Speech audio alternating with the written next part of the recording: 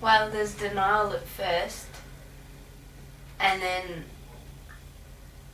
I just wanted to be hugged and cry with everyone, and then I felt like being by myself, and then that didn't work, so I just kind of was with everyone again. When I first heard about my loss, I thought, oh my gosh, how like, I just felt so, wow. And when there was no hope, when I was told, then it was shock and extreme sadness, but it still feels a little bit unreal even now, but they'll be coming down later. Yeah. So there's still that sense of denial. I think that's a little bit of me denies it, Yeah. that it can't be true, and that it's not true. I don't have that anger, so I think I'm replacing the anger with the what if, which is making me a bit angry that, you know, why didn't we do something about it? Yeah. So this comes into, you might want to use, but in terms of the what if, like what if he had have had a torch on his walk, would he have seen where he was walking properly, and what if he didn't go for that walk that night, or what if we'd have phoned them up and just kept him from going and then it got too late to go for a walk. So I've been looking at people and saying, well, why aren't you, like, why is Lynn's dad dead? Why aren't you dead instead?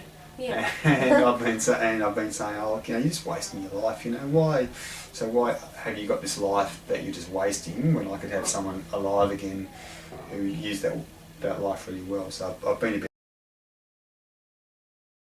about the night, that you could just tell them how sad you felt. Like I was overwhelmed with sadness, just, and felt sad all the time. Support for my family around me, so I could talk to heaps of people about it, but I felt like I didn't want to at times. It's just, I needed to have my own space, and I couldn't get my feelings out right. Like, there was kind of no words to describe it, and like, do I want to share it with other people, and yeah, all those things went through it at the end. So it's made you stronger. I feel dealing with grief in my life has made me stronger, because you do actually realise that you do deal with this. You find a way to put it in its spot, that it doesn't stop, but you do go on. Yeah, and it doesn't completely colour your life forever. Yeah. You know, you find a place to put it. Yeah. Thank you. You thought about it too much, so you felt like you had to just keep going.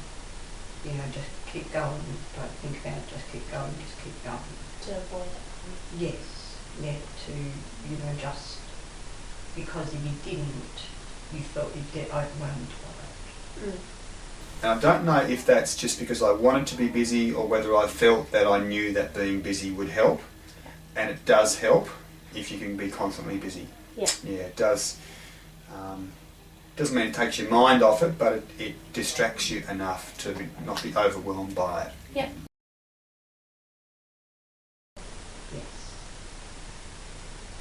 Yes, I felt at times when I was in really deep grief, I felt like I wasn't in control of how I was feeling, and that how I was dealing with it wasn't right, and I shouldn't have been feeling that bad. Yeah, I've become very negative at the moment, and I'm having trouble being positive about lots of stuff. I skip periods of just absolute negativity, like just feeling angry at people, and Yeah.